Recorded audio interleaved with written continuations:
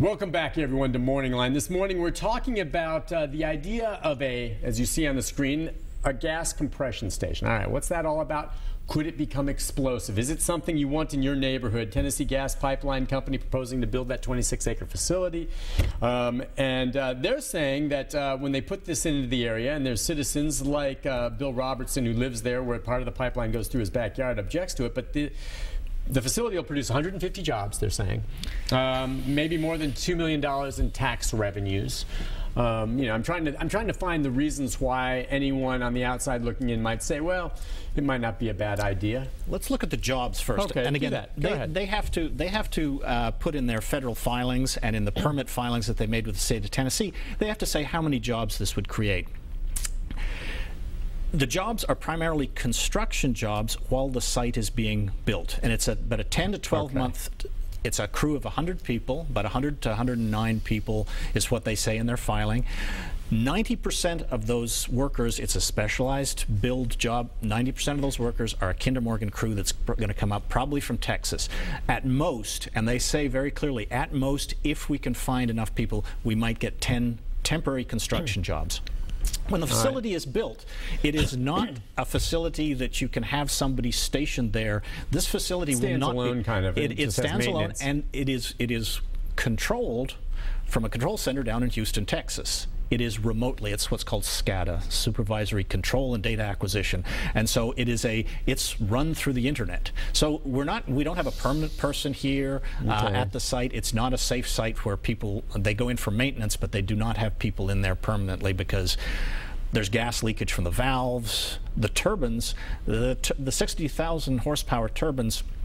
Running constantly is the equivalent of burning 911 gallons of gasoline an hour. So they run 24/7. They run 24/7, as long as there's gas to be.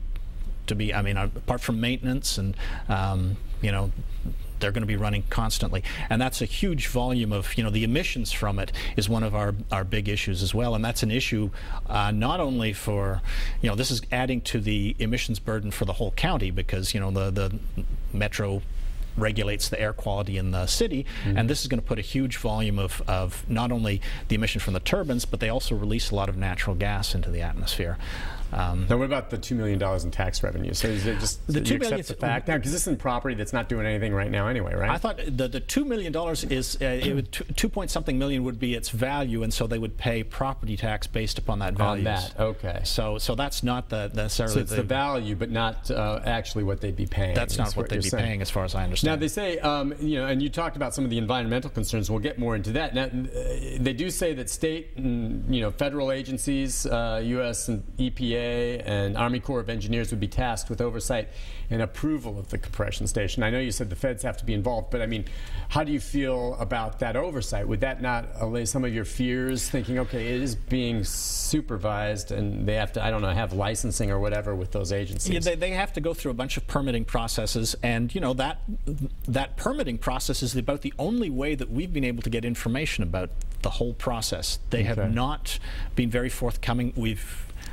I've been on the steering committee, and I've never met anybody from Kinder Morgan or Tennessee Gas Pipeline about this project. They don't want to talk to us. Do they come to the public hearings? Will there be someone there tonight? I mean, they will send their lobbyist lawyer, but as far as I know, it's only their lawyers, and those are local lobbyists who come. And the line they've been touting is that because it's federally regulated, you shouldn't even bother. Trying to fight this, the feds. But the feds pay attention to what we do, and so I think that if there's a clear idea that the community is against it, and obviously passing an ordinance that says it should only be put on land-zoned industrial, that would say we only want it in industrial places. What is Congressman Jim Cooper? Jim Cooper wrote us.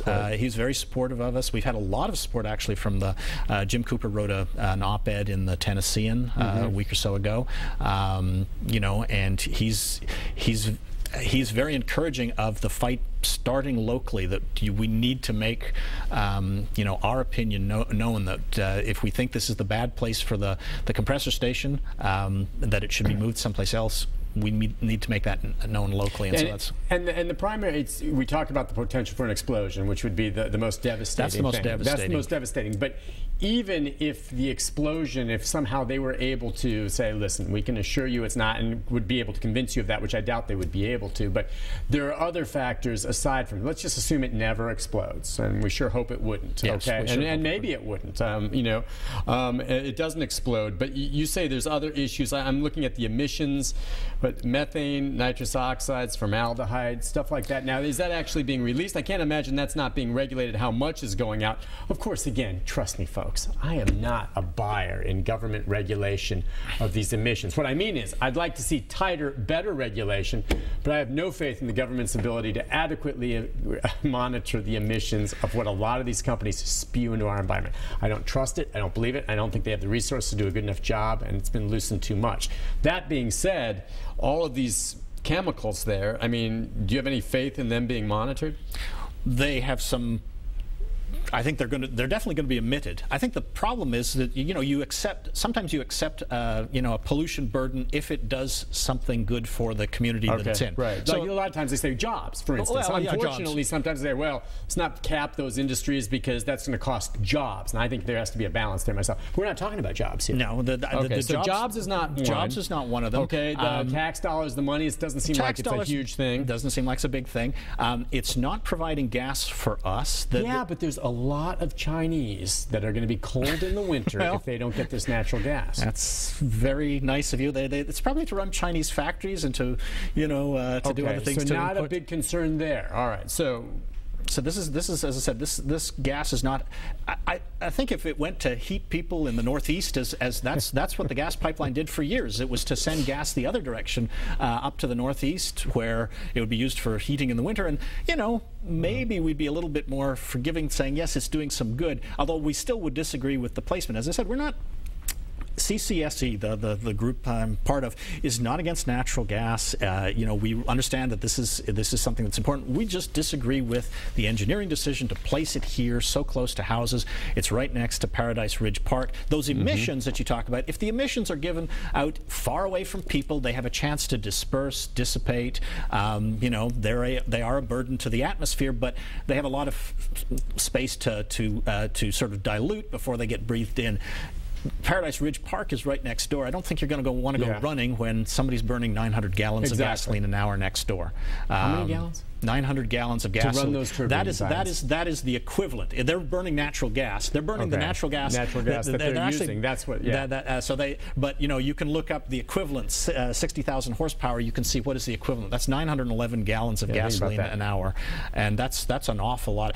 And that's only the one emission. They also the valves leak and they give out methane gas. So wait, why are they leaking? This is going to be a new facility. Isn't it nice and tight and snug? And again, I get these numbers from the EPA. The EPA has made measurements of other compressor stations, valve leakage, pressure, high pressure, low pressure. They have numbers for it. You can work all the numbers. And valve leakage is just a fact of its physics. There's no way to really make a valve that's perfectly tight, because a valve has to. And so and in the amount of gas that's going through, there's huge volume of gas going through.